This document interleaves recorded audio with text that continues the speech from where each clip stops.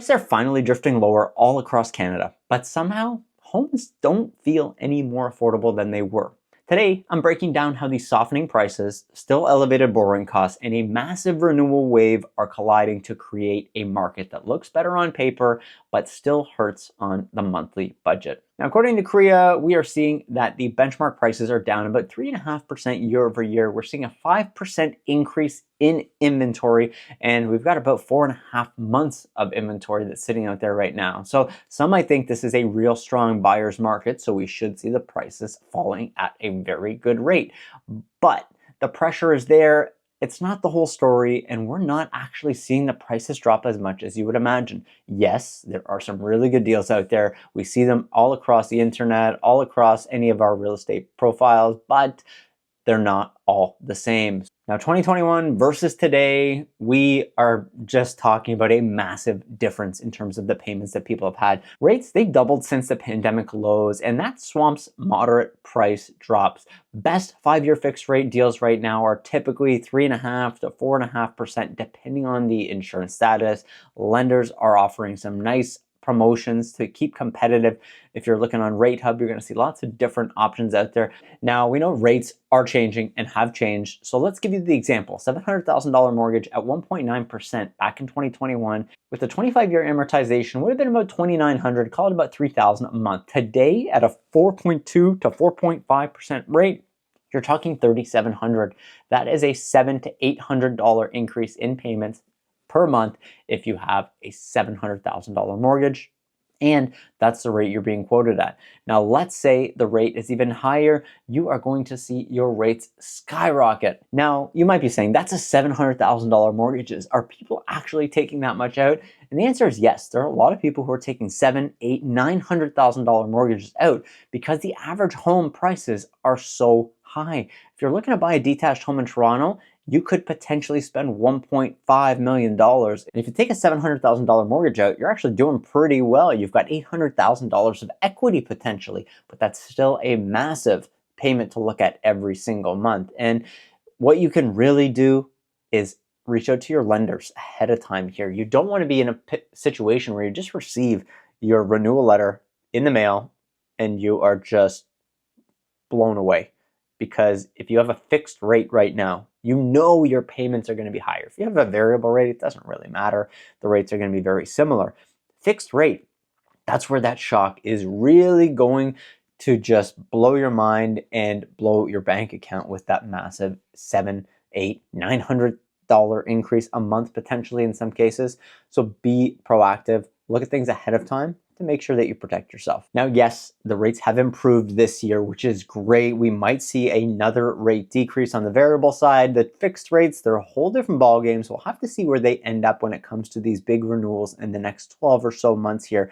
But we are seeing extreme pressure on a lot of people who are homeowners in Toronto and in the GTA, and RBC puts Toronto at about 66.4% of household income needed to actually buy a typical home, which is insane. The rule used to be don't spend more than 40% of what you bring in on your property. And here we are with your average being about 66.4 in Toronto to carry a typical home.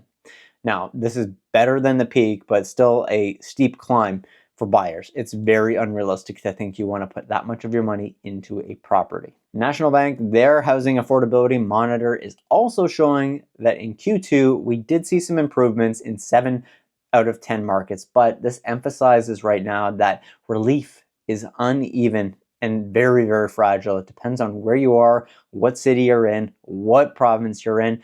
And the bottom line is without some meaningful rate relief here or a big income gain for you as that potential homeowner, small price dips right now are not going to translate to things being more affordable at all. Affordability for most people is going to mean that everything gets a little bit cheaper, not only their mortgages, but their groceries, their insurance, and that's just not the way things are trending, unfortunately.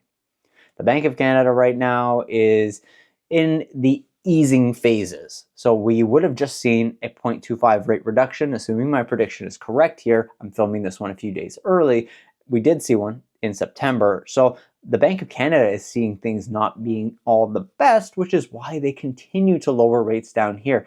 Now, their estimate of a neutral market is going to be around that 2.25%. So we need to get close to there, and we might need to get closer to 2% really into the 2026s to give us a better outlook of people not necessarily losing their homes on these renewals. Now, the big pressure cooker that we have right now is that the Bank of Canada is saying 60% of outstanding mortgages will renew in 2025 and 2026. If you've watched my last video, we talked all about that. And even with these cuts, 60% of those people who are renewing are going to see higher payments versus December 2024 levels. Most of them are a 5-year fixed that originated in the pandemic. We know that already. Every month, more households feel the squeeze right now. There are fewer comfortable buyers who are out there coming into the market, and it's a slow drip of forced budget adjustments for people at the renewal time. So make sure you prep yourself ahead of time here.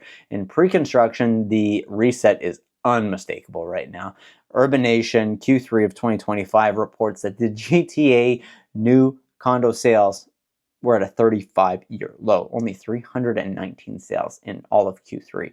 Record cancellations year to date, and 22.6 thousand unsold units right now. Just a hair below last year's record low. But at the national level, CMHC is showing us that September housing starts jumped 14%, which is good, and the actual starts were up 19% year over year. Big apartment bursts in Toronto and in Montreal.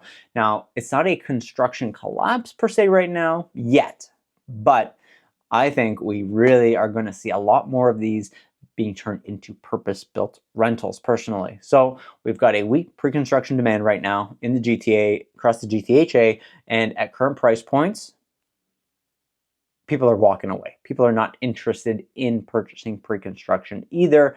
So we've got a lot of different things that need to help stimulate the market here.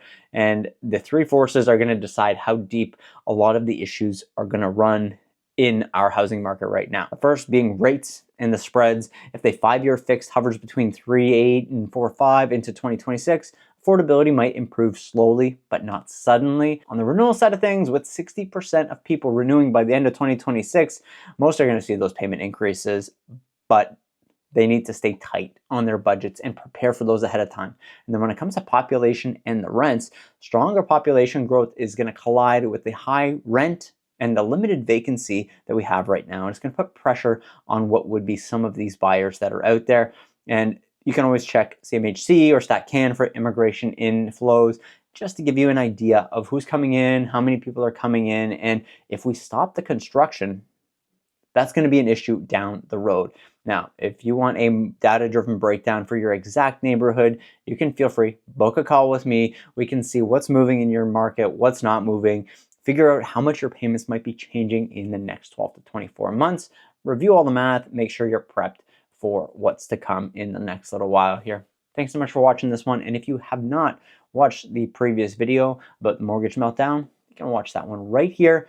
And we'll talk about how many of these renewals are actually coming into effect in the next few years.